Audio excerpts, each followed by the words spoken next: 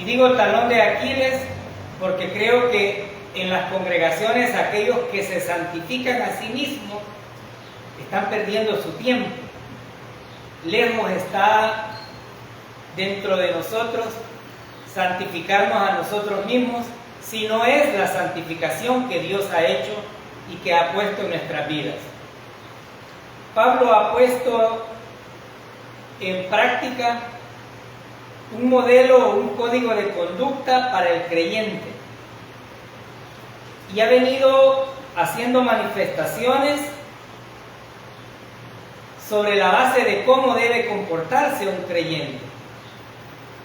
Pero en nuestro medio encontramos pastores diciendo: véanme a mí, porque utilizan una corbata, una camisa manga larga, pero Pablo no va hacia ese punto. Pablo va directamente al blanco perfecto. Veamos a Cristo, a Él es que vamos a ver única y exclusivamente, no hay más. Cuando nos da ese patrón, ese modelo de conducta, nosotros no podemos pasar desapercibido que mi Señor no se equivocó en nada. Y por eso es que Pablo utiliza esto y nos dice: imiten a Dios, imiten al Señor Jesucristo. Ahora, ¿qué significa imitarlo? Significa reflejar las virtudes, tales como el amor. Hermano, pero reflejar el amor entre aquellos que no me quieren no es fácil. No, no lo es. Usted podría hacer una retrospección a su mente y decir: los fariseos, los saduceos y los escribas amaban al Señor Jesucristo. No. El pueblo por el cual Él se vino a sacrificar, ¿lo amaba? No. Entonces no podemos decir: es que no me quieren. No, es que aquí el problema no radica en que si yo quiero, sino que es el mandato que Dios está dando. Y entendamos eso, porque algunas veces decimos: sí, la Biblia dice esto, pero yo no quiero eso. Entonces tengamos cuidado al momento de decir amén, porque lo que Dios quiere para nuestras vidas es lo mejor. Entonces debemos reflejar el amor. Segundo, la misericordia. Día a día nosotros recibimos misericordia. La pregunta es: ¿dispensamos misericordia para los demás? Tercero, la justicia. Los seres humanos somos tan injustos y lo podemos ver hasta en la parte más insignificativa. Nos invitan a una celebración, vamos con gusto y decimos: a esta familia le voy a dar tal regalo. Pero ¿y si no nos invitó? Espérate, cuando yo celebre no los invito. Ni en eso siquiera tenemos justicia. Entonces tenemos serios problemas en nuestra vida. Pero Pablo está interesado en que estas virtudes que tiene nuestro Señor Jesucristo sean manifiestas en nuestra vida. Otro punto importante es la bondad. Mi Dios es bueno. Todos los días nos regala 365 días al año, nos dio en el 2021, con unos altos y unos bajos, pero siempre nos sostuvo y nos regala 24 horas diarias. ¿Cuánto le damos nosotros a Él? Ya decía el hermano, el ideal sería que todos estuviéramos por lo menos dándole esa hora los días miércoles, los días viernes y, si es posible, siempre el domingo. Ahora, ¿qué otro punto Pablo trata con este patrón de conducta? Que dejemos esas obras infructuosas, eso que no sirve. Los creyentes necesitamos entender eso para que de una sola vez podamos poner en práctica lo que mi Señor dijo: somos luz. Y si somos luz, debemos reflejar la luz. Usted no enciende el foco y va y de repente lo envuelve en unos trapos, ¿verdad que usted no lo hace así? Usted enciende el foco para que le alumbre. Y por lo tanto, ese es el punto principal hacia el cual Pablo también nos invita. Primero nos dijo: cambien ese estilo de vida. Segundo, imiten a Cristo. Tercero, despójense de las malas compañías, de las malas obras, de las obras infructuosas. Y después nos dijo, sean llenos del Espíritu Santo. ¿Por qué enfatizo estos 4 puntos importantes? Porque si no tenemos el Espíritu Santo y la llenura de su poder, difícilmente vamos a vivir en amor. Difícilmente vamos a perdonar a los demás. Difícilmente vamos a tener esos chispazos de bondad. No los vamos a tener. Entonces, esto es lo que Pablo está manifestando para que cada uno de nosotros entienda que una vez hemos conocido al Señor Jesucristo y le hemos encontrado como nuestro único y suficiente Salvador, estamos llamados a cambiar de conducta. No se puede de otra manera. Ustedes pueden ver a los ricos o a los que económicamente están en una mejor posición y lo primero que hacen es pedirle a sus hijos que se comporten de acuerdo a la jerarquía que ellos tienen. Ahora preguntémonos nosotros, si el Señor nos dijera, yo soy el Rey de Reyes y Señor de Señores, y cada uno de ustedes es hijo mío, compórtense de esta forma. ¿No creen que eso es lo que nos está dando a conocer Pablo? Una manera de conducta que debe de estar notoriamente identificada en nuestras vidas. ¿Qué significa ser llenos del Espíritu Santo? Aquí debemos entender que no se trata de un efecto mágico, se trata de una comunión con el Señor. Cuando nosotros mantenemos la comunión con Dios, nuestras actitudes pueden cambiar. Y digo pueden cambiar porque si no la tenemos, difícilmente nos aflora la carnalidad. Es la carnalidad la que sale antes que el fruto del Espíritu Santo. Entonces Pablo dice, ahora que ya tienen, ahora que ya saben que deben de cambiar, ahora que tienen la llenura del Espíritu Santo, vayamos al versículo 21 de Efesios capítulo 5.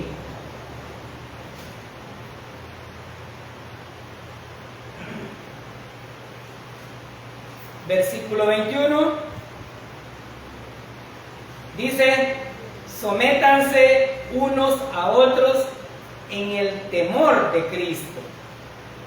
Si usted se fija, Pablo hubieron capítulos donde empezó haciendo énfasis y dijo, os ruego. ¿Por qué Pablo utilizó esa expresión? Porque él no estaba creyéndose más, aun cuando tenía todas las características principales de su apostolado. Él empezó con rogativas, pidiéndole a la iglesia de Éfeso el comportamiento en el nombre del Señor Jesucristo. Y es que esa es la actitud correcta. Pero aquí la palabra sométanse o someterse no significa realmente obedecer ciegamente. Y aquí hay que tomar en cuenta esto, sino que significa, ahora que son hijos de Dios, la única orden que deben obedecer es la de su capitán, Dios Todopoderoso. Ahora, algunos enseñan esto como quien dice, sométanse a todo lo que el pastor diga. Momento, la máxima autoridad de la iglesia no es el pastor, es Jesucristo. Jesucristo y luego va el pastor y luego toda la figura como carácter funcional. Pero aquí, ese sometimiento, el someterse, nos da la pauta para que nosotros entendamos que nadie tiene más rango que otro. ¿O de qué manera creen ustedes que fuimos salvos los que tenemos el privilegio de pararnos aquí? De la misma forma en que todos los demás, creyendo que la obra que el Señor Jesucristo hizo en la cruz es total y perfecta. Yo soy un cochino pecador perdonado. Esa es la diferencia. Ahora, aquí vemos que someternos unos a otros debe de ser por reverencia y por temor a Cristo. No es porque Él tiene más, Él tiene un cargo académico, ella tiene un cargo público. No, nada tiene que ver eso. Eso solamente son gajes de este mundo. Las oportunidades que Dios da para que podamos subsistir a través del trabajo. Aquí tampoco se trata sobre gestos, porque si hubiese una persona a la cual hay que obedecer aquí, tendría que establecerse una jerarquía. Pero, ¿qué hace el pastor? ¿Qué hacen los diáconos, los maestros? Servir. Nosotros no venimos a que nos sirvan, venimos a servir. Por lo tanto, no se trata de esa jerarquía, sino de tener la correcta actitud en cuanto a lo que el Señor manda. Una actitud contraria sería aquella en la cual, en vez de aceptar, nos rebelemos en contra de esto, que justamente es lo que nosotros hacemos cuando escuchamos la palabra de Dios, pero decimos creerla, pero no hacemos lo que realmente corresponde. ¿Cómo así, hermano? No dejando de congregarse como algunos tienen por costumbre. Ay, pero es que dejar la maca, hermano, cuesta de verdad. Cuando yo empecé en la congregación, créanme que era un fastidio dejar la maca. Pero ahora, a pesar de que pueda llegar cansado a las 3:30 de hacer otras actividades, digo yo, para poder llegar hasta esta hora, a las 3:30, lo único que me ha sostenido es la gracia de Dios. Por lo tanto, esa hora que vengo a estar sentado o parado al frente es porque Dios me la regaló también. Entonces, ese es el problema, que a veces no queremos dejar la comodidad y hacemos lo contrario de lo que Dios dice. ¿Qué es someterse? Someterse es una actitud voluntaria como evidencia de que el Espíritu Santo mora en nuestras vidas. Ay, no, hermano, pero es que, mire, tan tosco que es a veces todo esto, y yo no quiero. No, es que no se trata de si usted quiere o no, se trata del mandato de Dios. Si usted tiene algo en contra de lo que estamos hablando, mire, quéjese con Dios. Dígale, Señor, yo no estoy de acuerdo, ese volado no. A Él reclámele, porque ¿qué dice su Biblia?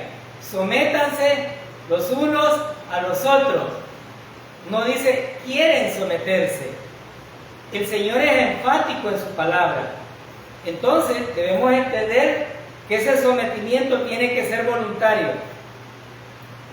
¿Por qué tiene que ser voluntario? Porque si nosotros nos sometemos por la fuerza, entonces no tendría ningún sentido. Se someten a la fuerza aquellos que se resisten a la autoridad. Usted encuentra a los bolitos ahí y le dice al soldado, párese, y en vez de pararse, mejor se le ve encima, lo van a someter a la fuerza. Y este es un punto interesante en nuestra vida. Tengamos cuidado con la forma en que jugamos muchas veces a ser creyentes.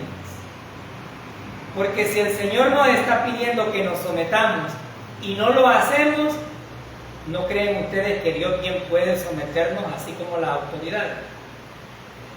Sí, puede. Y el problema, lo digo por mí, yo no sé usted, es que somos chillones, hermano. Cuando el Señor trata de verdad con nosotros, somos chillones. Pero esa es la advertencia que Pablo está dando a los efesios. Sométanse en el amor de Cristo. Ahora, ese sometimiento es por la sumisión que tenemos a Cristo. Y esa sumisión es la que da la funcionalidad a la iglesia.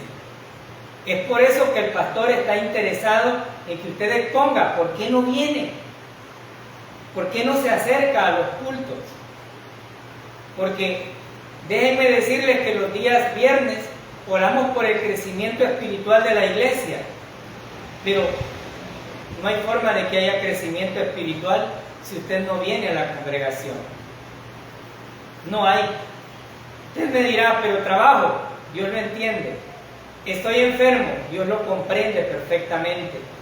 Si usted no puede, Dios entiende esas situaciones. Pero si usted puede y no lo hace, ¿qué es lo que dice la Biblia que sucede? Es pecado. Entonces, debemos entender que esto es voluntario. Vayamos a Filipenses capítulo 2, versículo 3, para poder cerrar esta parte de lo que realmente el Señor quiere. Filipenses 2, versículo 3, dice: nada hagan por contienda o por vanagloria, antes bien con humildad, estimando cada uno a los demás como superiores a él mismo. Fíjense bien, no hagamos las cosas porque nos obligan, ni porque digan el hermano todos los domingos o todos los días que hay culto, ahí está. No, no se trata de eso, sino que dice: antes bien con humildad, estimando a cada uno a los demás como superiores a sí mismo. Aquí Pablo está enfatizando ese punto. El someterse habla sobre esa opción, el sometimiento voluntario hacia el cual yo entiendo que Cristo me salvó y ahora por lo que Él ha hecho, yo obro.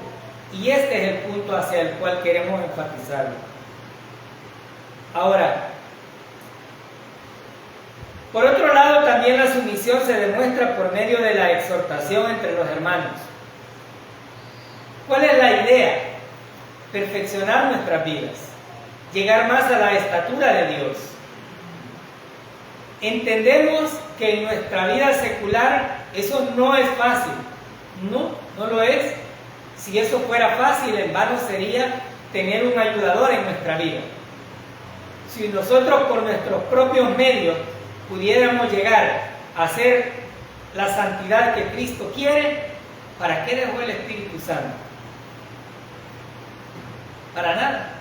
Pero lo dejó porque entiende que no somos capaces por nosotros mismos.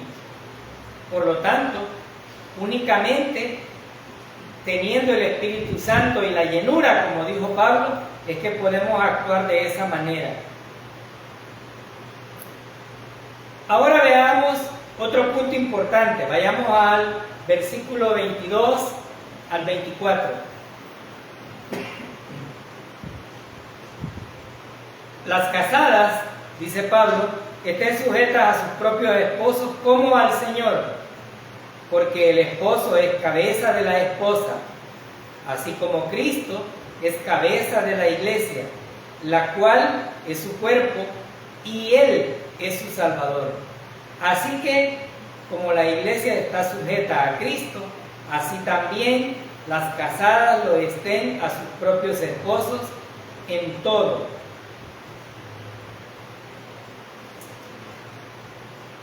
Este es un versículo que las organizaciones feministas dicen: Dios era machista. Dios no tomó en cuenta a las mujeres. Momento. Lo que Pablo está dando es una cuestión de funcionabilidad en el hogar, en el matrimonio. Y la funcionabilidad no tiene que ver ni con intelecto, ni con título, ni con capacidad, sino con la orden directa del Todopoderoso. Este verbo, sujetar o someter, es una acción importante que nos lleva no a ver a la pareja que tenemos, porque como pareja somos imperfectos, sino a ver a Cristo primero. Porque si ustedes notan, el versículo dice: las casadas estén sujetas a sus propios esposos como al Señor.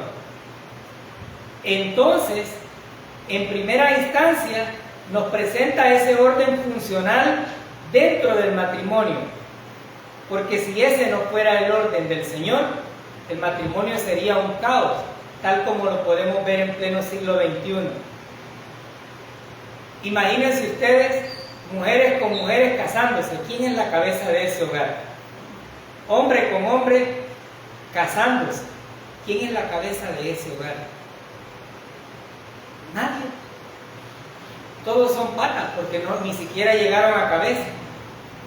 Pero lo que Dios está obrando es carácter funcional. Y usted me podrá decir, hermano, pero usted no sabe qué marido más tosco el que tiene. Sí, pero usted lo escogió. Y el hombre podrá decir, es que mi mujer, mire, hermano, sí, pero usted lo eligió. Y si usted lo eligió, es porque vio virtudes en esa persona. Y el sometimiento es una acción voluntaria de un consentimiento del amor que usted tiene a Dios primero, para luego resplandecer el amor en su esposo o en su esposa. No es al revés.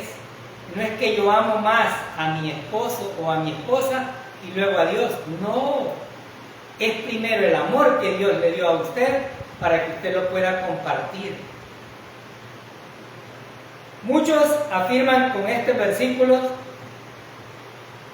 y dicen, ya ven, las mujeres tienen que estar pero sumisas al esposo, porque ahí dicen todo. Momento, aquí hay algunas acepciones.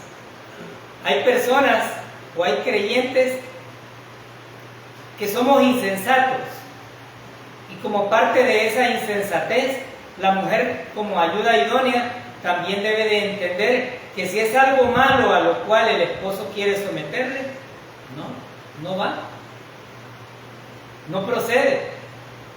Pero ahí dicen todo, sí, pero todo aquello que está dentro de la voluntad de Dios. Nótese esa diferencia. No es en toda la patrañada que un ser humano trae, porque de hecho ya somos malos en nuestra mente, sino en el hecho de que Dios nos demostró a través de las funciones a cada uno de nosotros cómo debe ser el matrimonio.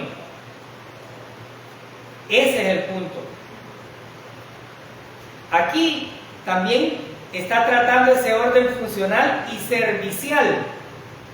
Ojo, hermanos, primero a Cristo, nuestro Redentor y Salvador, y luego el amor hacia los demás, incluyendo nuestros esposos. En este versículo 22 no está hablando de quién es capaz o quién tiene menos intelecto o quién tiene mayor madurez espiritual. Tampoco se trata de una competencia. Y digo esto porque hay lugares donde los esposos no permiten que ni siquiera hable la esposa o dé la opinión. Dicen, no, si es que Dios me dio la autoridad a mí. No es eso. No es esa la forma de verlo. Por eso no es ninguna competencia, sino que a través del amor y el servicio que le damos al Señor, podamos también someternos dentro del matrimonio. Y en este caso, el Señor está diciendo en este versículo 22, las casadas estén sujetas a sus propios esposos como al Señor. Ahí está el punto. La sujeción al Señor por voluntad nos lleva a sujetarnos de manera directa a la orden que Él está dando. Algunos dirán, pero esto ya debe de cambiar porque eso era antes. Ahora la sociedad está mucho más liberal. Un momento. Aunque las sociedades vayan liberales y las asociaciones y los gremios de mujeres quieran exigir sus derechos, eso no cambia la palabra de Dios. Ellos podrán darle vuelta a todo un libro, pero en ningún momento la palabra de Dios está obsoleta. Ustedes dirán, Pero es que a lo mejor se quedó mal ese punto. Bueno, vayamos a 1 Corintios capítulo 11, versículo 3. Primera carta a los Corintios, capítulo 11, versículo 3.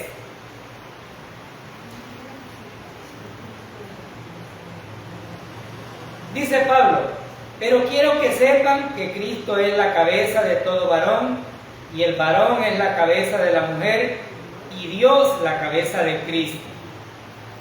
Y enfatiza nuevamente el punto trascendental. Yo me preguntaba por qué los judíos siempre andaban el gorrito, como decimos nosotros. Y en una de las predicaciones lo pude escuchar, y es para recordar que hay alguien superior arriba, que hay un sometimiento, que hay alguien que tiene el control. Ahora, la pregunta es, ¿podría el ser humano, en este caso las casadas, estar sujetas a su esposo? Pues debería. Porque ya explicaba, es una cuestión funcional, no es una cuestión de machismo ni de cultura, sino una cuestión directamente de lo que el Señor está estableciendo a través de su palabra. Versículo 23 dice: porque el esposo es cabeza de la esposa, así como Cristo es la cabeza de la iglesia, el cual es su cuerpo y Él es su Salvador. Pablo explica por qué debe de someterse a las casadas. Y ustedes, algunas parejas podrán decir: pero mi esposo es una mala cabeza, de verdad.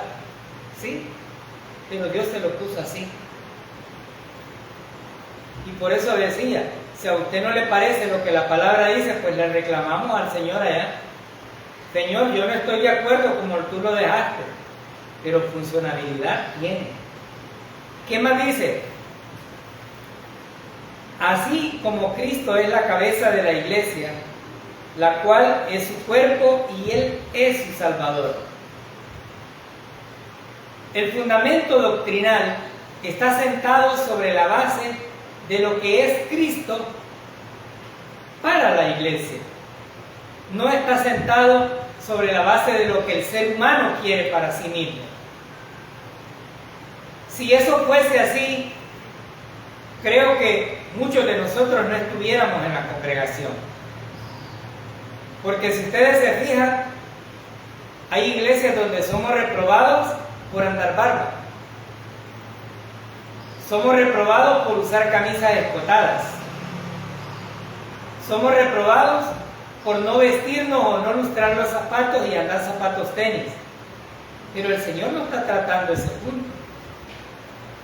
El Señor está tratando la obra redentora que Él hizo para dar el ejemplo del matrimonio. Óigase bien, no es simple ambigüedad, es un ejemplo de cómo Él, el esposo de la iglesia, hace con su iglesia. ¿Sí? ¿O van a decir que alguna vez se han sentido abandonados por nuestro Señor Jesucristo? Probablemente en nuestra humanidad sí, pero realmente Cristo no nos abandona en ningún momento, porque entonces sería negarse a sí mismo. Entonces, esta funcionalidad que el Señor nos da es para que entendamos la estructura. El esposo es la cabeza de la esposa, así como Cristo es la cabeza de la iglesia. Y la iglesia es su cuerpo. Y no solamente eso, sino que Él es su Salvador. Nadie puede llegar a una iglesia si no es por el llamamiento que el Espíritu Santo le hizo de convencerle de pecado. Nadie. Los seres humanos allá afuera siguen pensando: primero me voy a alejar de todos estos vicios, me voy a alejar de todos estos pecados y entonces voy a ir a la iglesia. Y no lo van a hacer. Y digo, no lo van a hacer porque esa no es la manera correcta. La iglesia es un lugar, un hospital de pecadores necesitados de la gracia y la misericordia de Dios. No es el lugar santísimo. Por lo tanto, Él es el Salvador. Y esta también es la invitación para que aquellos que nos ven por internet puedan entender. No hay ni siquiera uno o dos medios adicionales para poder llegar a ser salvos. No existen. El único es creer que la obra que nuestro Señor Jesucristo hizo en la cruz acepta a Dios Padre como pago por nuestros pecados, y si creemos eso, somos salvos. Porque mi Señor descendió a la sepultura, pero también resucitó como parte de esa gracia y esa misericordia y la aceptación que Dios Padre tenía para su vida. Entonces, Él es el Salvador. La gente en la época de diciembre dice: "Oh, ha nacido un Salvador", pero no creen en ese Salvador. No creen. Creen que se quedó chiquito y que no llegó a ningún lugar, pero no es esa la verdad. Versículo 24. Así que como la iglesia está sujeta a Cristo, así también las casadas lo estén a sus esposos en todo. Iglesia, ¿estamos sujetos a Cristo?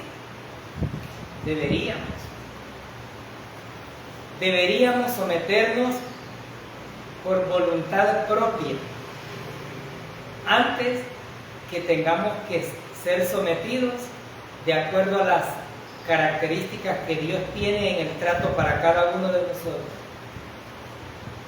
Deberíamos. Y esto no es miedo, es simplemente funcionalidad. Porque a veces nos gusta recordar el primer mandamiento con promesa: honra a tu padre y a tu madre para que te vaya bien. Y si no lo honras, no te va a ir bien. Entonces esto es causa-efecto. El Señor me dice la funcionalidad, pero yo pongo la mía, entonces me va a ir diferente. ¿Por qué? Porque estoy diciéndole: no, Señor, te equivocaste, yo tengo la última palabra. Entonces, aquí podemos observar algunos aspectos importantes de un orden establecido en donde el hombre es la cabeza de la mujer y Dios la cabeza de Cristo.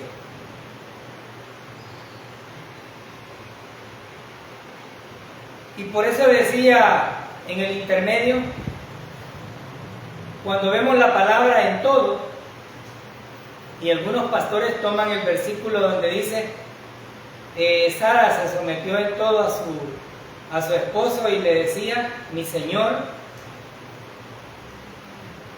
Pero aquí no se trata de que las esposas lleguen a la casa y mi Señor, no es eso, porque entonces estamos creando una jerarquía de valores. Pero sí entender que el sometimiento a Cristo es el sometimiento hacia el cual el Señor está tratando de hacer notar, y sobre todo manteniendo el equilibrio en la comunión y en la organización de la familia.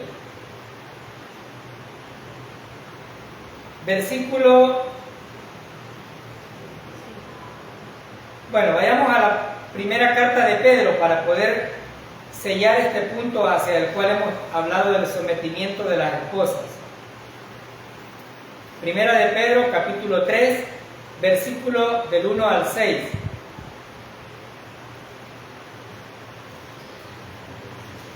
Y aquí vamos a encontrar el propósito por el cual las esposas deben de tener un sometimiento. Cada uno de los versículos no es simplemente una acción antojadiza, sino por el contrario, es un designio de Dios para poder obrar y para poder recibir algo más de esto.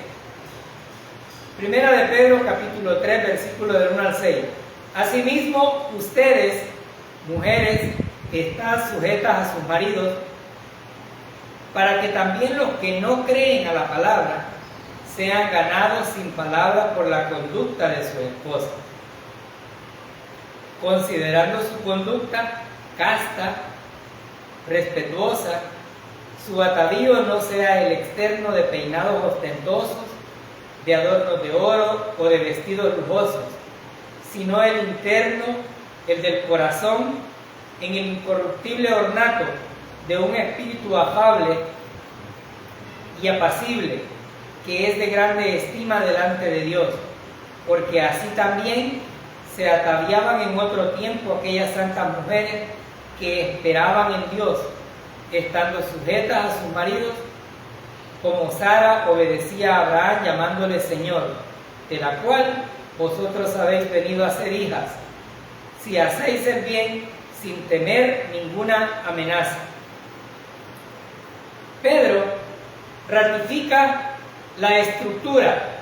¿Por qué la ratifica? Porque es una cuestión de funcionabilidad. Y no solamente eso, sino que da un propósito. Cuando la mujer se somete al esposo, dice Pablo, esto significa de que esta mujer está dando un buen testimonio de cómo funciona el matrimonio.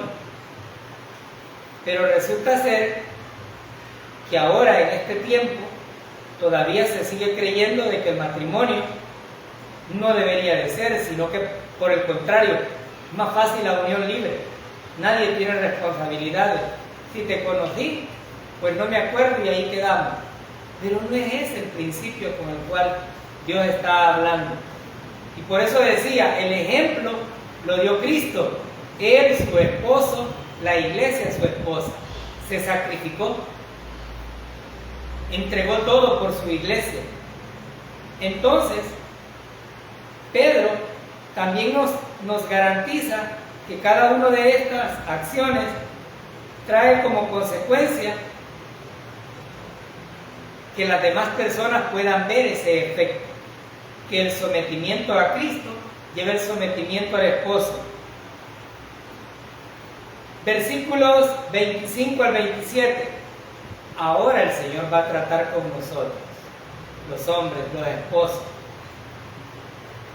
Y dice, esposos, amen a sus esposas así como Cristo amó a la iglesia y se entregó a sí mismo por ella, para santificarla, habiéndola purificado en el lavamiento del agua por la declaración, a fin de presentársela a sí mismo una iglesia gloriosa, que no tuviese mancha ni arruga ni cosa semejante, sino que fuese santa y sin mancha.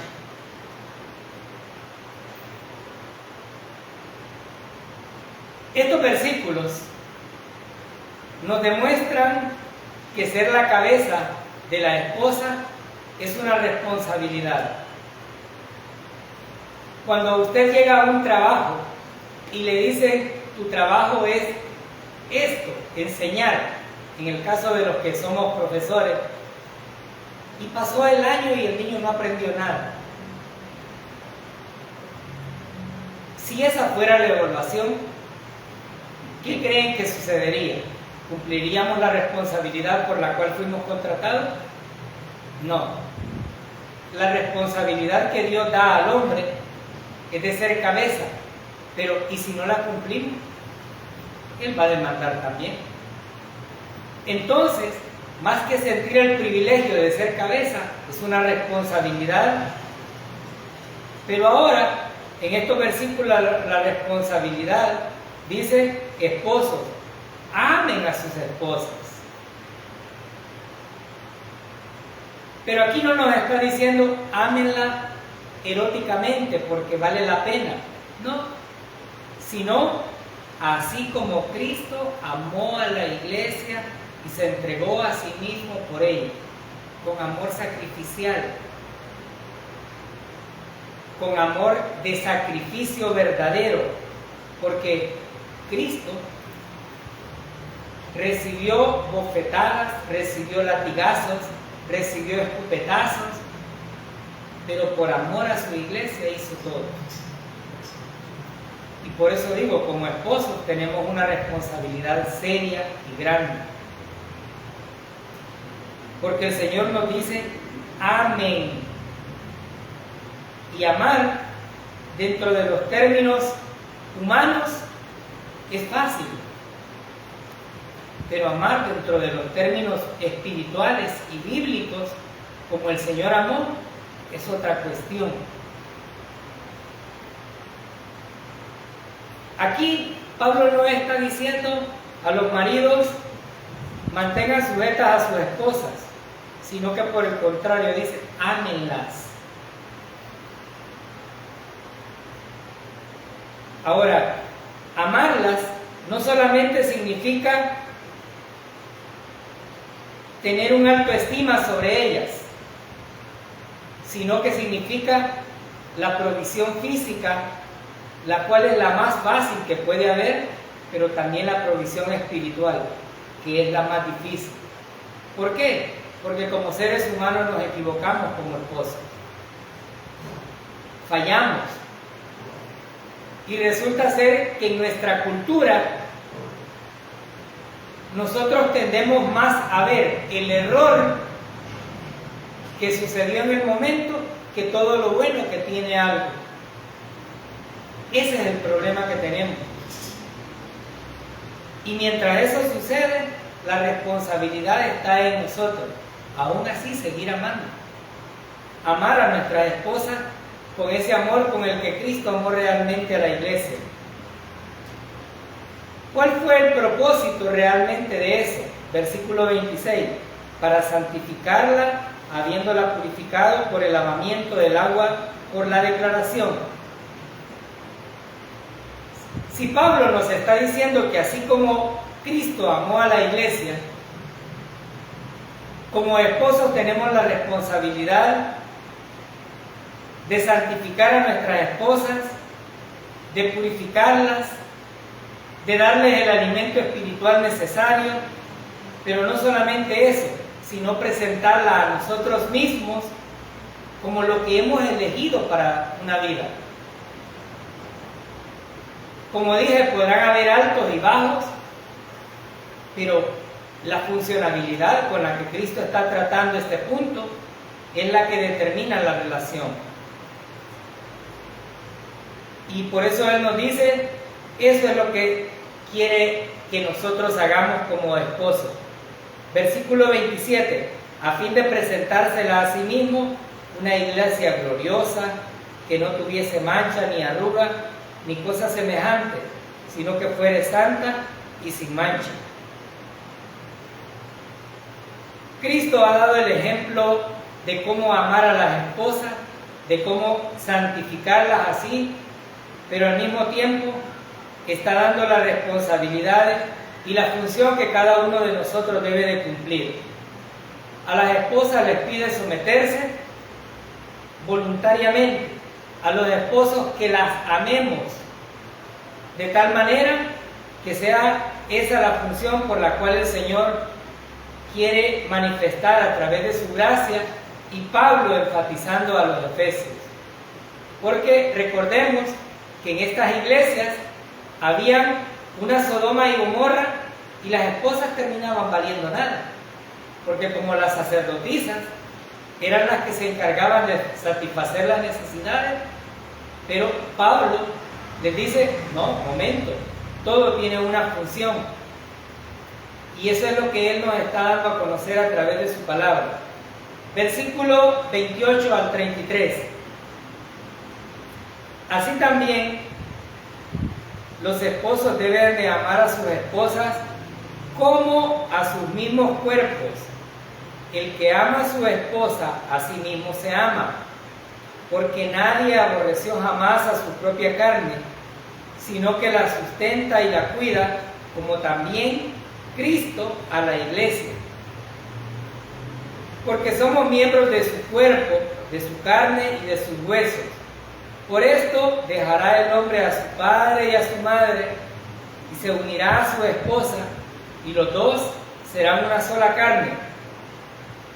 Grande es el misterio, mas yo digo esto respecto de Cristo y de la iglesia. Por lo demás, cada uno de ustedes ame también a su esposa como a sí mismo, y la esposa respete a su esposo. Ahora Pablo quiere cerrar este capítulo dando a conocer la funcionalidad completa de un hogar. Primero dice esposas estén sometidas. Luego, esposos amen a sus esposas. Pero ahora nos da el ejemplo. Así como ustedes aman sus propios cuerpos, dicen los esposos, así amen a sus esposas. Pero aquí hay un problema en la vida práctica. ¿Realmente amamos nuestros cuerpos? Porque si los amáramos, tal como el Señor lo dice, no nos meteríamos a aquella comida que nos hace daño. No haríamos aquello que vaya en contra de nuestro cuerpo,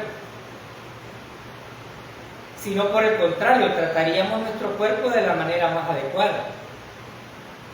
Entonces, aunque estamos recibiendo una advertencia, debemos entender que Pablo aduce que cada ser humano, cada esposo, ama su propio cuerpo. Y si amamos nuestro propio cuerpo, entonces de esa misma manera podemos amar a nuestras esposas. Pero no solamente eso, sino que dice, si amas a tu esposa, es como si te amas a ti mismo. Oiga bien este punto. Sí, pero hay ratitos que me da no sé qué. Sí, pero el amor no va a cambiar. Porque el amor con el cual se debe amar a las esposas no es solamente cuando estamos de buenas. No es solamente cuando hoy te portaste bien, hoy te voy a amar. No. El amor es ese amor inmensurable con el cual Cristo amó a la congregación, a su iglesia. Porque Pablo dice, porque nadie aborreció jamás a su propia carne, sino que la sustenta y la cuida como también Cristo a la iglesia. Y vuelve a dar una función, ámenla y cuídenla. Ámenla así como Cristo, cuídenla así como Cristo, susténtenla así como Cristo. Nótese esto, no está hablando únicamente de una responsabilidad, sino de un estilo de vida. Y este es el llamado que hace Pablo a los esposos, para que realmente entendamos esa funcionalidad. ¿Cómo así? Bueno, Pablo lo explica en los siguientes versículos. Versículo 30, porque somos miembros de su cuerpo, de su carne y de sus huesos. Y el 31 dice, por esto dejará el hombre a su padre y a su madre, y se unirá a su esposa, y los dos serán una sola carne. Cuando el matrimonio fue instituido, no fue instituido por el ser humano, fue Dios quien lo determinó así. Y es Dios quien lo sostiene de esa manera. Cuando el esposo se une, dos seres humanos ante Dios constituyen uno solo. Y esa unión es la cual está Pablo haciendo aquí. Una sola carne, un solo interés, un solo corazón. Y sobre todo, una unificación en el Señor Jesucristo.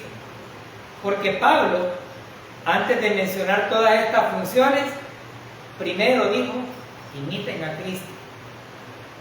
Entonces, él manifiesta esta expresión para que nosotros podamos entender con mucha claridad cuál es la funcionalidad. Y obviamente da el ideal de esposo y esposas para que evitar el caos dentro de un hogar. Aquella esposa que no se somete a su esposo en aquello bueno, pues terminará con una división. Aquel esposo que cree que tiene toda la autoridad y que lo que hizo fue casarse con una sirvienta, pues tendrá sus propias consecuencias. Entonces, esto es lo que Pablo quiere mostrar. Y me dice el versículo 32, grande es este misterio, mas yo digo esto respecto de Cristo, y de la iglesia. Cristo y la iglesia es el ejemplo. No es el ser humano, no es la pareja perfecta que duró 50, 60, 70 años. Porque a veces en las redes sociales la gente pregunta a aquellos que tienen longevidad en el matrimonio y dicen, ¿qué hicieron? Pero aquí no hay otra receta, sino amar a Cristo primero para que ese amor pueda tener la funcionalidad correcta en el matrimonio y en toda nuestra vida. Y Pablo finaliza con esto: por lo demás, cada uno de ustedes ame también a su esposa como a sí mismo, y la esposa respete a su esposo. Lo que Pablo estimaba es lo que Dios quiere para la vida del creyente. El matrimonio del creyente debe de ser ejemplo para aquellos matrimonios que ni siquiera tienen idea de lo que eso significa. Pero lamentablemente algunas veces no es así, porque tenemos a alguien que está trabajando en contra nuestra y trabaja fino.